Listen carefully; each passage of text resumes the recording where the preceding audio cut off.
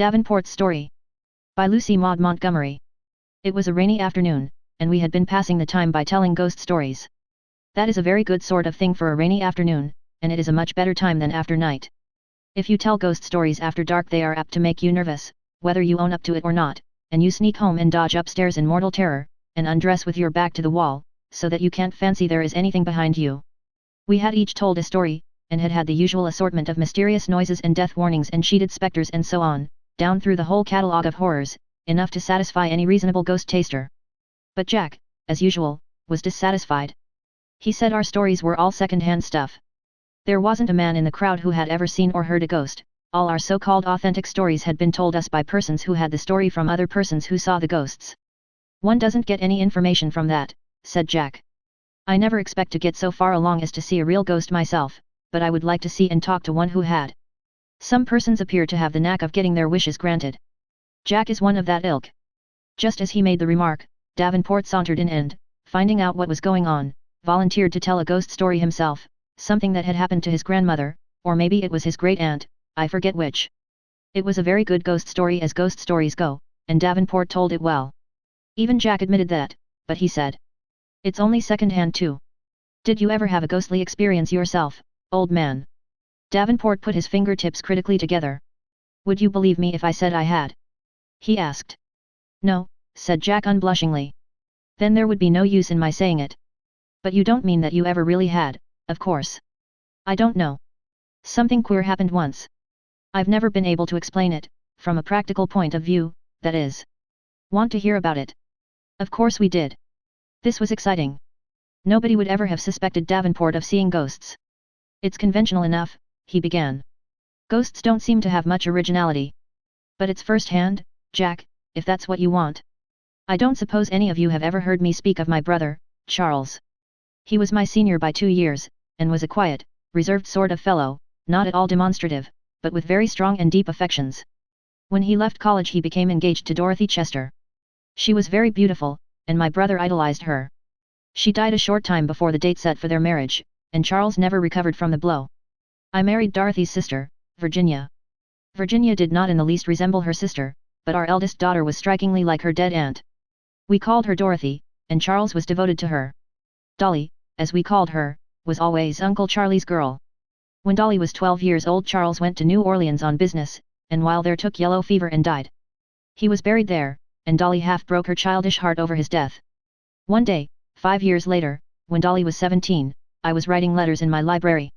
That very morning my wife and Dolly had gone to New York en route for Europe. Dolly was going to school in Paris for a year. Business prevented my accompanying them even as far as New York, but Gilbert Chester, my wife's brother, was going with them. They were to sail on the Aragon the next morning. I had written steadily for about an hour. At last, growing tired, I threw down my pen and, leaning back in my chair, was on the point of lighting a cigar when an unaccountable impulse made me turn round. I dropped my cigar and sprang to my feet in amazement. There was only one door in the room and I had all along been facing it. I could have sworn nobody had entered, yet there, standing between me and the bookcase, was a man, and that man was my brother Charles.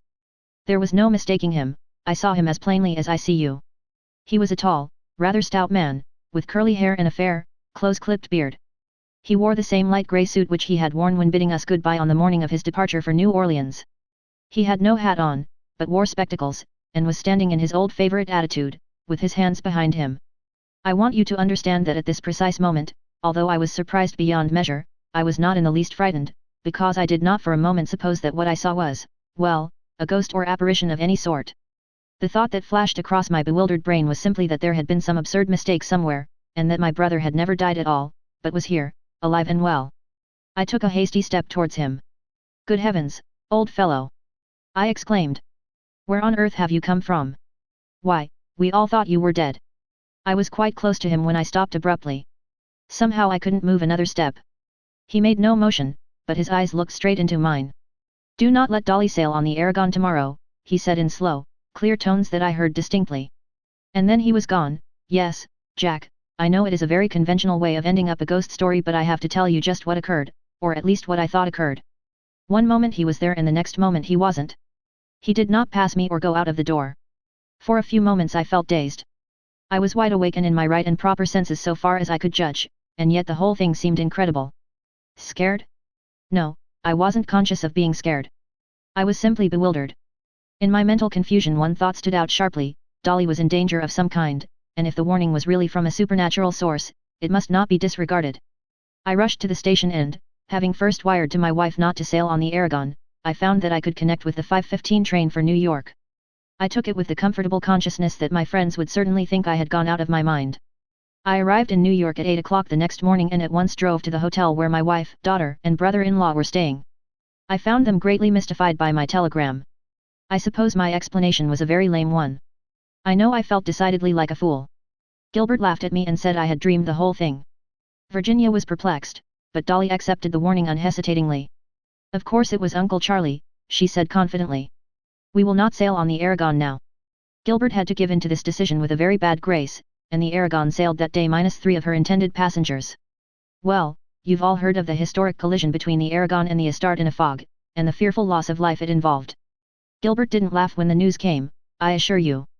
Virginia and Dolly sailed a month later on the Marseilles, and reached the other side in safety. That's all the story, boys, the only experience of the kind I ever had, concluded Davenport. We had many questions to ask and several theories to advance. Jack said Davenport had dreamed it and that the collision of the Aragon and the Astarte was simply a striking coincidence. But Davenport merely smiled at all our suggestions and, as it cleared up just about 3, we told no more ghost stories.